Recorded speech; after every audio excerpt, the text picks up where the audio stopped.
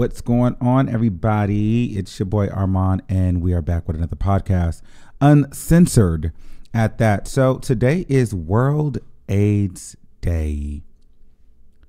Ooh. Well, typically this would be a good day. A lot of people are talking about World AIDS Day and what that means for them.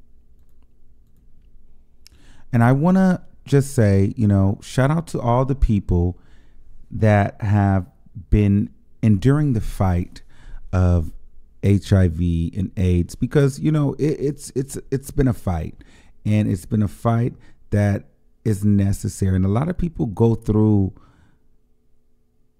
fuck this. I'm being uncensored. It's World AIDS Day, and people are choosing today to let people know that they have fucking AIDS and HIV. Bitch, fuck that.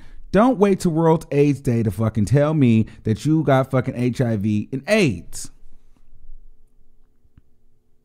I know that sounds harsh, but you know what? This is uncensored. I tried to do the polite shit, but I'm like, no, I'm not doing that shit. If you're going to listen to this shit, you're going to listen to it. Yeah, World AIDS Day, we feel, shout out to the people that's been affected and in multiple ways, whether you actually directly have the virus or you know someone with the virus. Like I know a lot of people that suffer from the virus. However, it's not what it used to be. It's not the same death sentence. It's not...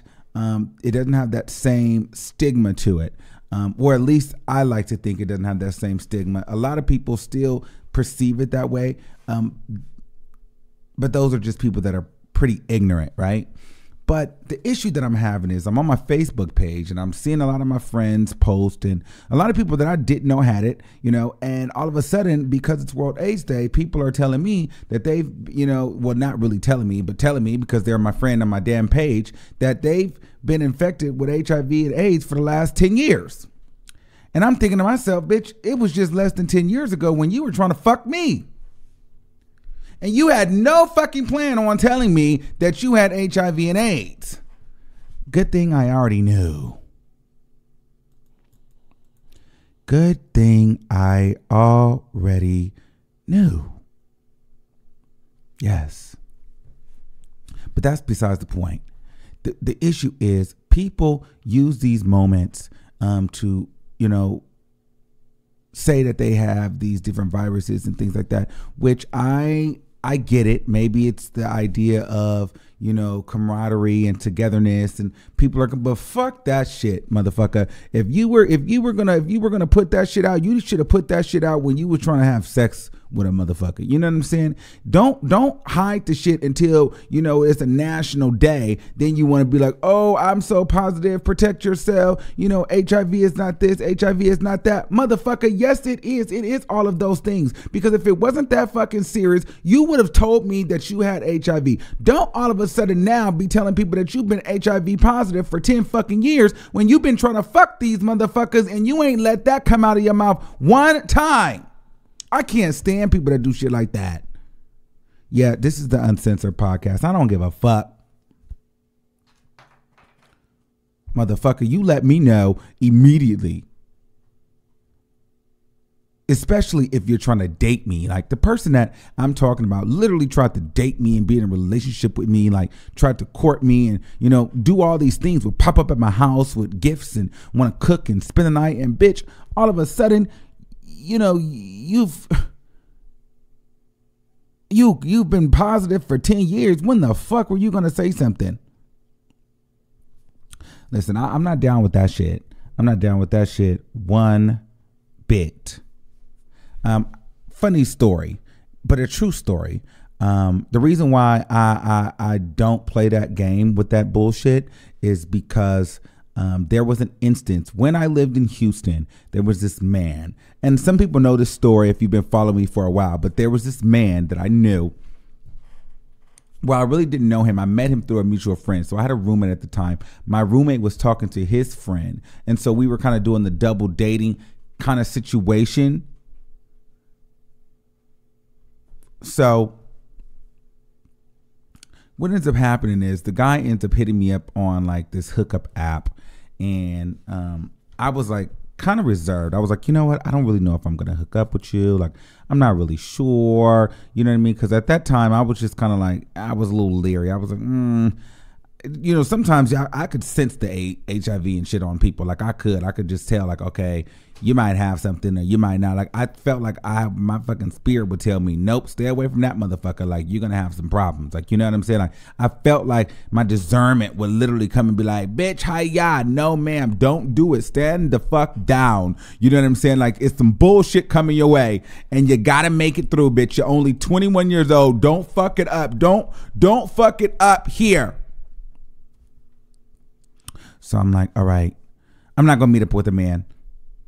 But then I was like, you know what, fuck it, I'm going to, like an idiot. So I have the man come to my house, right? And I felt confident for having the man come to my house because at the time, my friend worked in, you know, AIDS health and stuff like that, right? So we'd have so many condoms. Like we would literally have to pass out condoms and lube at the different bars and nightclubs throughout the town. So I would literally have a big fucking box of condoms, like in lubricant. But my little thing was I wouldn't tell people that I had that box of condoms. I would like to see the niggas that I was planning on fucking. I wanted to see if they would come over and have condoms or were they just going to fuck without anything. And so to me, that was going to let me know if I was going to be able to entertain them or not, right? So, sure enough, the dude gets there. Mind you, I'm 21 at the time. The dude was like 34, 35 years old. And it was attractive. He was from Philadelphia. You know what I mean? It was cool. And so we're in my room or whatever. And I'm just like, okay, so do you have a condom? Like, do you have anything? Like, you know? And he's like, oh, yeah, a condom. He pulled up some raggedy, dusty condom from his fucking wallet. I'm like, oh, no. We're not going to use that. I just want to see if you had condoms. Like, you know what I'm saying? And so I went and I pulled out my condoms from the closet. And so I told him to put the condom on. So at this time, girl, I thought I was a bottom. Yeah. So at this time, girl, I was like, fuck it. I'm going to be a bottom. I was young, hot in the pants, big booty. You know what I'm saying? Like, I was really like, fuck it, girl. I'm going to get, I'm going to get fucked. It is what it is. Oh yeah, this is uncensored. So this is not for kids and this is not for family. This is the Armand Uncensored. You guys really want the tea? Make sure you guys are following my podcast. So he's like, so I'm like, all right, I'm going to get fucked. It is what it is. And so we decide to do it. And we're just getting into it. And it's a lot going on, right? And at this time, I had a bed and then I had a couch. And so we were messing around on the bed and then we moved to the couch. But before all that, there was a lot of foreplay. And, typically most men, in the foreplay arena, men pre-cum. This guy didn't pre-cum. Thank the fucking Lord. So this guy didn't pre-cum. But anyway, so we're fucking. Then we move down to the couch, right? So we move over to the couch. So we're getting it in. But something tells me, I think it was the spirit of God. It literally was like, check the nigga's dick. So I grabbed the back and I go check to see if, check the nigga's dick. And I feel like this feels really weird. This don't feel like rubber. This feels like fucking skin. So I pull him out and the nigga has taken the fucking condom off. I look over to the side of the fucking bed and there is the condom. The bitch removed the condom and was fucking me. Oh my God. I literally jumped up, cursed him the fuck out. I'm like, you need to get the fuck out of my house. Why would you do this? You don't know what I have. I don't know what you have. Why would you take off the fucking condom? He goes, well, I don't have anything. Do you have anything? I said, no, bitch, I don't. He said, well, then why are you worrying? I said, why am I worrying? Because I don't fucking know you. I met you on a hookup app and we had sex. But I don't fucking know you to be having unprotected sex with you. I'm not doing that shit. That's just not fucking happening. Like, but it had already happened. So, at that moment, it it was what it was. The shit had happened. So I'm like, what the fuck am I gonna do? So I make this nigga get the fuck out of my house. I'm butt naked. I grab all his shit. I throw him the fuck out. I'm paranoid. I'm like, oh my God, I'm freaked the fuck out. I'm freaked the fuck out. Mind you, this is around the time, mind you, this is all 2009, mind you, around the same time that, if you guys know, a lot of people know the story of when I went to jail. As bitch, this is around the time that I'm riding around in a fucking stolen Mustang, and the fucking police are looking for my ass. So I'm like, oh my God. So I just had sex with this fucking man, and I don't really know if he had STDs or not, but in my mind, I'm thinking, bitch, my life is over. I'm only 21 years old. I let this man fuck me. I should have never let him come to my house and fuck me. That should have never happened. Well, a few weeks went by, and I was just like, I could not get it out of my mind. I could not get it out of my head. I wasn't talking to my parents. I didn't talk to anybody. I was just panicking. I tried to smoke weed. That didn't help. I would meet up with people, and then every time I would meet up with people, it would be a conversation of HIV and fucking AIDS, to the point where I met this bitch who had HIV and AIDS. She probably has AIDS now, and she was literally giving men HIV willingly, sleeping with them and giving them the fucking virus, to the point where we would have it, like, she was a transgender, and it was so bad that she would literally, like, transgenders take hormones. So they're like little syringe needles. They have to shoot the hormones in their body. This bitch would literally shoot herself up, and then if you would try to fight her, like, she would stick you with the fucking needle that she used to shoot up her hormones. So the infected fucking needle, yeah, she would use the infected fucking needle to fight you. This bitch tried to fight me with that infected fucking needle, and I almost killed that hoe. Mind you, all this is going on around the time that I've already had sex with this man, and in my mind, I'm already thinking, girl, this is doomsday. This is motherfucking doomsday. So I get a call. Actually, I was at Kroger, and I got a call from one of my friends. Well, actually, my best friend at the time, Ian. He calls me and he says, hey, Armand. I'm like, hey, what's going on? He's like, we need to talk. And all of my friends know, my man knows, my friends know, everybody knows, you don't tell me we need to talk unless it's like, bitch, we really need to talk. And I was like, we need to talk, like, girl, we need to talk, or we need to talk. He was like, bitch, we need to talk. I said, well, what do we need to talk about? He said, we'll talk about it when you get here. But I already knew what it was about. I sped home. My spirit let me know, because this also was a friend I would tell him, like, I was very, very nervous about things. We would talk about things. Anytime I felt like I had an STD, anything, I would go to him. He was like my gay father, right? So I sped home. I dropped all the groceries in the line, sped home.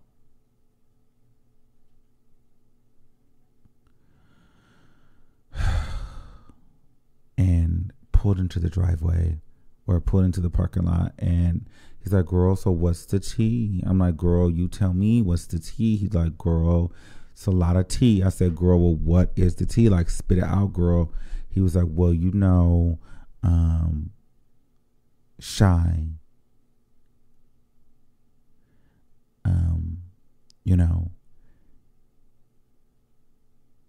is HIV positive.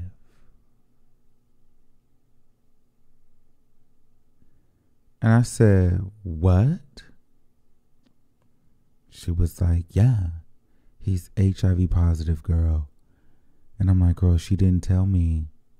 She's like, girl, yes, girl, she's HIV positive. And I will never forget that day, bitch. I broke down on the motherfucking ground. I cried, and I cried, and I cried. because I'm just like, are you fucking serious right now? Are you fucking kidding me? Like, is this how the fuck this shit is going to happen to me? Like, I was disappointed in myself because I felt like, you know what? I was smarter than this, yo. I should have never let this shit happen to me. I should have never did that shit with that fucking man. Like, I knew it. I fucking knew it. I was so fucking pissed, yo. And so it was time for me to go get tested, but I was so afraid to go get tested. Bitch, I waited 6 fucking months before I got tested. And the whole time, I just thought I was going to die. I was just like, you know what, girl, I got it. I stopped caring about my life. I just started, you know, trying to be positive. I just literally was putting it in my mind that, girl, listen, you know, I have it. I have it. And that's just one of the saddest realities that a lot of gay people actually have to go through. A lot of them won't tell you that, but that's one of the things that is always in the back of our minds. It's almost like, if we don't have it now, is it like, eventually are we going to get it? So I think a lot of us at some point put it in our mind like, girl, if that were to happen to us, how are we going to deal with it? Like, are we okay with dealing with it? So I think all of us, or I think a big majority of us have put it in our minds to where, you know, if that does happen to us, we're okay with it. We've justified it somehow, because that's what the fuck I did. I justified the shit out of it while it would be okay. And I needed everybody to tell me it wasn't a motherfucking death sentence. And I needed everybody to make me feel like it was okay if I had it. And so that's what I did. Until one day it was like, all right, bitch, if I do have it, I have to get tested because I have to get on treatment. That's what I was saying. I have to go get myself treated. I just didn't want to be a disappointment to my father, and I didn't want to be another statistic, and I didn't want to be, I told you so to the church. So what ends up happening is I go get tested, and I'm fucking sweating bullets. And not to put you guys in any suspense, so I'm just take the suspense out of it. Got tested, came back that I was HIV negative. Whew.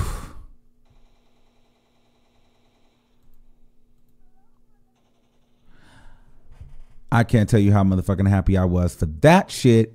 However, from that day forward, I was destroyed. Like, I never really trusted men the same. And at that was the moment where I stopped becoming a bottom. Like, I got scared out of that shit. I'm like, yeah, I will never let another man behind me to control me in that way, or to be able to control the situation, because someone tried to literally hurt me. And had I not pulled the condom, had I not checked, maybe that man would have nutted inside of me. What saved me was the fact that he didn't pre-cum. That's how I got lucky. If that man would have pre-came, I probably would have been fucked up. Yeah, I was pretty fucked up. And so I just say, everybody out there on this World AIDS Day, make sure you guys wrap it up. Make sure those people that are HIV positive, whether you're undetectable or you're not, give the people that you're sleeping with, especially if you're planning on sleeping with them without any condoms, let them know. Let them fucking know your status. Don't wait for World AIDS Day to let somebody know your status. And for the people that are HIV negative, don't turn your noses up at people that are HIV positive, but it's okay to be happy that you are HIV negative, and do everything in your power to stay negative. Yes, HIV is not a death sentence, but it is a life changer and an inconvenience. And us as people deal with enough things in life. So I don't think that we would want to take on any more unnecessary inconveniences. So that was my little story time in that. I learned a lot in that moment. I was like scared straight. I was fucking shook, and I was over it, yo. I was so over it. But nonetheless, I made it through. I'm thankful. You know, I try to be as safe as possible now. but I've definitely had my scares. And on this day, I just want to, be appreciative of, the things that I've learned through my journey of being in this lifestyle. And I want to be appreciative for all the friends and family, like close friends that I have affected by the virus and that are living in their truth, and that are, being honest with people and being open with people and letting people know their status. It takes a strong person to do that. So I want to shout out to all of those individuals as well that's being open and honest about who they are.